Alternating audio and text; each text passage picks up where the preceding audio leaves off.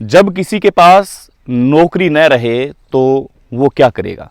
जाहिर सी बात है, पहला प्रश्न का उत्तर यही है कि जब किसी के पास नौकरी नहीं रहेगी तो वो नौकरी की तलाश करेगा या अन्य जगह जाएगा या अपने मित्रों से कुछ समय के लिए सहयोग मांगेगा। लेकिन इसके विपरीत हुआ। और क्या हुआ, पहले आपको घटना बताते हैं और उसके बाद में बताते हैं कि जब किसी व्यक्ति के पास नौकरी नहीं रहती तो ये भी कोई काम कर सकता है। इसलिए कहते हैं कि सतर्क रहें, सावचेत रहें। मेट्रो कॉरपोरेशन बीएमटीसी जिसको कहते हैं, एक कंडक्टर था योगेश। योगेश हमेशा की तरह उठता है, अपनी बस में सवार होता है, ड्राइवर के साथ गपशप करता है और उसके बाद में वो सवारियों को भरते हुए एक निश्चित जगह से गंतव्य स्थान तक जाने की कोशिश करते हैं, चले जाते हैं, जैसा कि वो रोज करते हैं। योगेश को ये पता नहीं था कि जैसे कंडक्टर आमतौर आपने देखा होगा बसों में कि जैसा वो आवाज़ लगाते हैं कि टाइम से उतरिए, यहाँ पर उतरना है, इधर खड़े होइए, यहाँ बैठिए, महिलाओं को सीट दीजिए, किराया दीजिए, ऐसी तमाम बातें योगेश और आप और हम जीवन में देखते हैं कि कंडक्टर करते हैं। लेकिन योगेश को ये पता नहीं था कि आज उसका ये बोलना उसकी ज़िंदगी के लिए सबसे बड़ा घातक और ख़तरा बन सकता है। योगेश चिल्लाता हुआ, किराया मांगता हुआ, लोगों को कहता हुआ कि इधर बैठिए, उधर बैठिए, ऐसे कीजिए, वैसे कीजिए, चलिए, सीटी मारिए, ये सारी चीज़ें हैं जो उसके जीवन में चल रही थी। उसे ये पता नहीं था कि जो रोज़ की भांति जो वो दादागिरी बस में करता है कंडक्टर, जो अपनी बस को सुचारू रूप से चलाता है कंडक्टर, आज उसकी कोई ना कोई क्लास लगाने वाला है। एक हरीश नाम का व्यक्ति उसमें सवार था। हरीश एक जगह खड़ा था।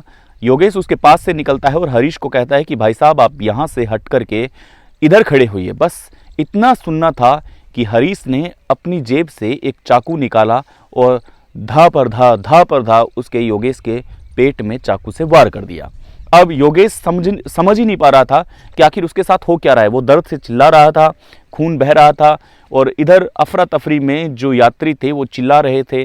बस स्लो थी तो कोई उतर रहे थे, कोई भाग रहे थे, लेकिन ड्राइवर ने सूझबूझ से काम लिया, सभी गेट को लॉक करवाया, इशारों ही इशारों में यात्रियों की मदद से, और पुलिस को कॉल कर दिया। अब हरीश भागने लगा था, लेकिन जब वो भागे उससे पहले पुलिस ने आकर के हरीश को गिरफ्त में ले लिया था, गिरफ्तार कर लिया था। इधर जो पूरी बस के जो यात्री थे उनमें एक सनसनी सी फैल गई थी। जिस जगह बस रुकी वहाँ पर काफ़ी गर्मा गर्मी का माहौल बन गया था। वहाँ पर लोग चर्चा करने लगे थे कि आखिर क्या हुआ। बातें चली कि योगेश ने तो इतना ही कहा है कि आप जरा इधर खड़े हो जाइए। कुछ लोग ये कह रहे थे कि आपसी रंजस थी, इस आपसी रंजस की वजह से ऐसा हुआ है। हालांकि वो चीज़ें ऐसा नहीं थी। अब पुलिस उसे गिरफ्तार करती है और गिरफ्तार करने के बाद में उसे बताती है कि तूने ऐसा क्यों किया। बताता है कि उसके साथ ऐसा कुछ नहीं था, बल्कि वो चाहता था कि ये आर्ग्यूमेंट न हो, लेकिन पुलिस वापस से दबाव देती है, मारपीट करती है और पुलिस बताती है कि असली घटना क्या है वो हमें आप जरूर बताओगे। हरीश की हिम्मत टूट चुकी थी। काफ़ी मार खाने के बाद में हरीश ने अब ये निर्धारित कर लिया था कि अब पुलिस को सच्चाई बतानी पड़ेगी। हरीश ने बताया कि वो टेली परफॉर्मेंट बीपीओ बेंगलुरु में काम करता था, प्राइवेट जॉब के अंदर, लेकिन उसकी जॉब है वो हट चुकी थी, नौकरी उसकी हट चुकी थी, नौकरी से वो निकाला जा चुका था।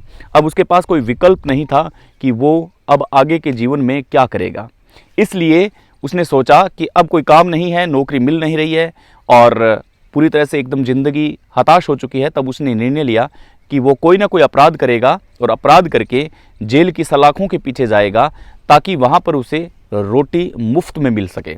देखिए दोस्तों, मानसिकता कितनी छोटी है। ये रास्ता अपनाया कि जेल की रोटी खानी है, अब जीवन में कोई लक्ष्य बचा नहीं है, प्राइवेट नौकरी है नहीं। तब उसे पूछा गया कि आपने ऐसा क्यों किया। आपसे बताता है कि मैं एक अच्छे परिवार से हूँ, लेकिन मेरी नौकरी अच्छी लगी, लेकिन नौकरी छूटने की वजह थी मेरे दोस्तों ने उस नौकरी को छोड़ दिया और मुझे हर जगह जहाँ से ऑफ़र आए वहाँ पर मेरी ज़िंदगी को पूरी तरह से ख़त्म कर दिया गया। वहाँ जहाँ भी जाता हूँ वहाँ नेगेटिव पॉइंट्स आते हैं और नेगेटिव पॉइंट्स आने के बाद में मुझे उस नौकरी से निकाला जाता है।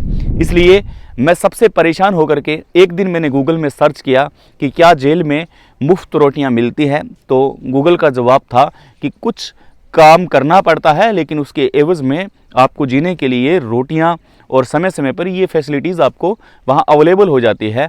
तो मैंने सोचा कि मैंने ये निर्धारित कर लिया था कि अब इस जगह नौकरी नहीं है, दूसरी जगह नौकरी ढूंढी नहीं जा सकेगी, पूरा जिंदगी है, पूरा जीवन है जो ख़त्म हो चुका है, अब किया क्या जाए। इसलिए कदम उठाया कि अब मैं एक अपराध करूंगा और अपराध करके सीधा पुलिस को सरेंडर कर दूंगा और उसके बाद में जेल में जाऊंगा, वहां काम करूंगा और काम करने के बाद में रोटी तो वहां वैसे ही मिल जाती है, लेकिन वहां अपने जीवन को जीने के लिए एक नई शुरुआत करूंगा और नई शुरुआत करके जेल के अंदर से जब वो बाहर निकलेगा तब एक काम के लौटेगा। ऐसा उसका मानना था। उसने ये निर्णय लिया कि अब किया क्या जाए, अब अपराध कैसे किया जाए। उसके मन में कई तरह के विचार थे कि अपराध कैसे किया जाए। अपराध करके कोई भी अपराधी बच जाता है, इसलिए उसको पता था कि अपराध ऐसी जगह करे जहां पर पुलिस आए और तुरंत उसको गिरफ्त कर ले।